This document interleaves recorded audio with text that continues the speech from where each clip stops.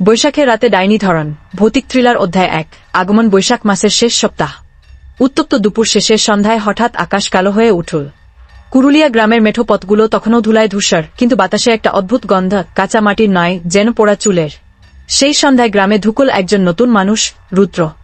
শহর থেকে বদলি হয়ে এসেছে প্রাথমিক বিদ্যালয়ের শিক্ষক হয়ে।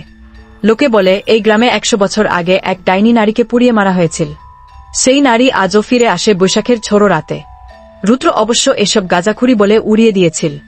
বাড়িও পেয়েছিল গ্রামের শেষ মাথায় এক পুরনো পোড়োবাড়ির পাশে।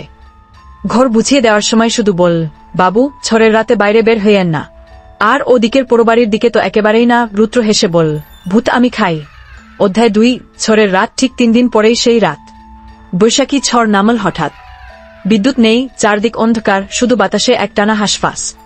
রুদ্র জানালায় দাঁড়িয়ে বাইরে তাকাচ্ছিল। হঠাৎ চোখে পড়ল পোড়োবাড়ির দিক থেকে একজন সাদা শাড়ি পরা মহিলা আসছে। ওরও হাওয়ায় তার চুলগুলো উড়ছে, মুখ দেখা যাচ্ছে না, শুধু অদ্ভুত এক ঘোর লাগা হাঁটা। পেছন থেকে কে যেন বলল, থামো, কিন্তু রুদ্র থামেনি। সেই মহিলাকে অনুসরণ করতে করতে সে পৌঁছে গেল পোড়োবাড়ির ভেতরে। হঠাৎ পেছনের শব্দ, কঠিন কণ্ঠে উচ্চারণ, তুইও আগুনে পড়বি রে। রুদ্র ঘুরে দাঁড়াল। সামনেই সেই নারী, সাদা চোখ, পুড়ে যাওয়া গাল, মুখ থেকে ধোঁয়া বের হচ্ছে, আর পায়ের নিচে জল নাই, ছায়া বয়ে যাচ্ছে।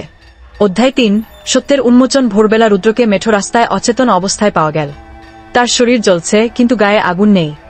জ্বরের ঘোরে শুধু একটা কথা বলছে, ওর নাম ছিল কুসুম। ওকে নির্দোষ পুড়িয়ে দিয়েছিল। বৃদ্ধ মদন তখন মুখ খোলে, জানায় 100 বছর আগে এই বাড়িতে কুসুম নামে এক বিধবা মেয়ে থাক। গায়ের লোক ডাইনির সন্দেহে তাকে জীবন্ত পুড়িয়ে দেয় বৈশাখের এক চড়ো রাতে। সে রাতেই কুসুম প্রতিজ্ঞা করেছিল, প্রতি বৈশাখে ঝড়ের রাতে সে ফিরে আসবে, যার মধ্য দিয়ে সত্যি জানানো যাবে তাকে হত্যা করেছিল যারা। রুদ্রের মধ্য দিয়ে সে প্রথম বার্তাটা দিল।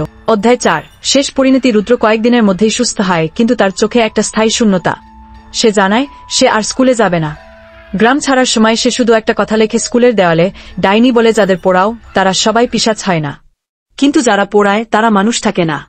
পিছনে পোড়োবাড়ির ছাদে তখন হাওয়া দুলছিল, আর একজন দাঁড়িয়েছিল সাদা শাড়িতে, চুলে আগুনের রেখা।